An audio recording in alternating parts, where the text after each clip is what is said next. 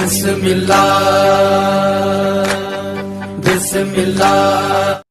السلام علیکم ورحمۃ اللہ وبرکاتہ۔ ناظرین، آپ دیکھ رہے ہیں اولیاء ہند ٹی وی چینل اور میں ہوں آپ کے سامنے رفیق نوری قادری، صدر امام حسین اکیڈمی انڈیا۔ ناظرین، ہم ہیں عراق کے مقدس شہر کربلا معلیٰ سے صرف چند کلومیٹر کی دوری پر واقع حضرت مسلم بن عقیل رضی اللہ تعالیٰ عنہ کے دو شہزادے حضرت محمد بن مسلم رضی اللہ تعالیٰ عنہ، حضرت ابراہیم بن مسلم رضی اللہ تعالیٰ عنہ کی بارگاہ میں۔ چلیے ناظرین، اندر چلتے ہیں، بارگاہ میں زیارت کا شرف حاصل کرتے ہیں اور امت مسلمہ کے لیے ڈھیر ساری دعائیں بھی کرتے ہیں۔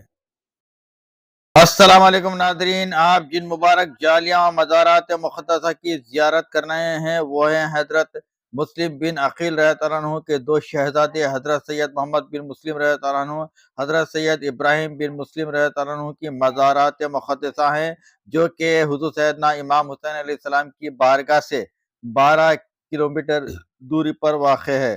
حضرت امام مسلم رضی اللہ عنہ کو جب شہید کرنے کا اعلان یزید ملعون کی طرف سے ہو گیا تو حضرت امام مسلم رضی اللہ عنہ کوفہ کے قاضی جو عاشق اہل بیت تھے، آپ ان کے گھر میں ہی قیام کیے ہوئے تھے۔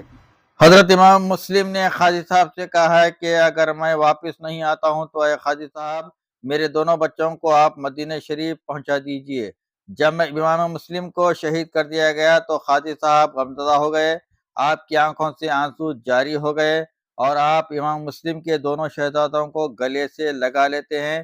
پھر قاضی صاحب اپنے بیٹے جس کا نام اسد تھا اس سے کہتے ہیں کہ آج رات ایک قافلہ کوفہ سے مدینہ جانے والا ہے، یہ دونوں شہزادوں کو اس قافلے کے ساتھ روانہ کر دینا۔ جب رات ہو گئی تو قاضی صاحب کے بیٹے اسد نے دونوں شہزادوں کو لے کر قافلے والوں کے پاس جاتے ہیں، لیکن قافلہ روانہ ہو چکا ہوتا ہے۔ دور قافلے کی گرد و غبار نظر آتی ہے، جس کو دیکھتے ہوئے قاضی صاحب کے بیٹے اسد نے ان بچوں سے کہا کہ دوڑ کر چلے جاؤ، قافلے میں شامل ہو جاؤ، وہ لوگ تم کو مدینہ شریف پہنچا دیں گے۔ پھر یہ بچے دوڑتے ہیں قافلے کی طرف، لیکن تھوڑی دور دوڑنے کے بعد وہ قافلہ بھی نظروں سے غائب ہو جاتا ہے۔ پوری رات وہ بچے چلتے ہی رہتے ہیں، وہ سمجھ رہے تھے کہ وہ مدینے کی طرف جا رہے ہیں، لیکن جب صبح ہوتی ہے تو وہ بچے وہی کوفے میں ہی موجود رہتے ہیں۔ کوفہ میں صبح ابن زیاد ملعون جو کہ یزید ملعون کا کمانڈر تھا، اس کے سپاہی ان بچوں کو دیکھ کر گرفتار کر لیتے ہیں اور دونوں بچوں کو قید کر دیا جاتا ہے۔ جب بچوں کو قید کر دیا جاتا ہے تو ان سپاہیوں میں ایک سپاہی عاشق اہل بیت تھا، وہ سپاہی ان بچوں کے پاس جاتا ہے رات بچوں کو قید خانے سے نکال کر کہتا ہے یہاں سے دوڑ جاؤ ورنہ یہ ظالم لوگ آپ کو بھی شہید کر دیں گے۔ بچے وہاں سے دوڑ جاتے ہیں۔ پھر جب صبح پتہ چلتا ہے تو یزیدی لوگ اس سپاہی عاشق اہل بیت کو بھی شہید کر دیتے ہیں۔ اللہ اکبر۔ بچے رات بھر دوڑتے ہیں، مدینہ شریف جانے کی کوشش کرتے ہیں، لیکن جب صبح ہوتی ہے تو دیکھتے ہیں کہ ایک نہر ہے، نہر کے بغل میں ایک پیڑ ہے، دونوں بچے اس پیڑ پر چھپ کر بیٹھ جاتے ہیں۔ دونوں بچوں کی عمریں تقریباً 6 یا 7 سال تھی۔ ایک بڑے گھر کی کنیز کام کرنے والی اس نہر میں پانی لینے کے لیے آتی ہے۔ پانی میں اس کو دونوں بچوں کا عکس دکھائی دیتا ہے تو وہ بچوں سے پوچھتی ہے کہ تم کون ہو اور یہاں کیا کر رہے ہو، جس پر بچوں نے کہا کہ ہم مسلم بن عقیل کے دونوں شہزادے ہیں اور یزیدی لوگ ہماری جان کے پیچھے پڑے ہوئے ہیں۔ وہ کنیز کہتی ہے اے بچوں ڈرو مت، میں بھی عاشق اہل بیت ہوں۔ وہ کنیز بچوں کو لے کر گھر جاتی ہے، جس گھر پر وہ کام کیا کرتی تھی۔ گھر کی مالکہ وہ بچوں کو دیکھ کر خوش ہو جاتی ہے کہ اہل بیت ہمارے گھر تشریف لائے ہیں۔ وہ نیک عورت اپنے ہاتھوں سے بچوں کو پانی نہلاتی ہے، نئے کپڑے پہناتی ہے اور کھانا بھی کھلا کر ان بچوں کو سلا دیتی ہے۔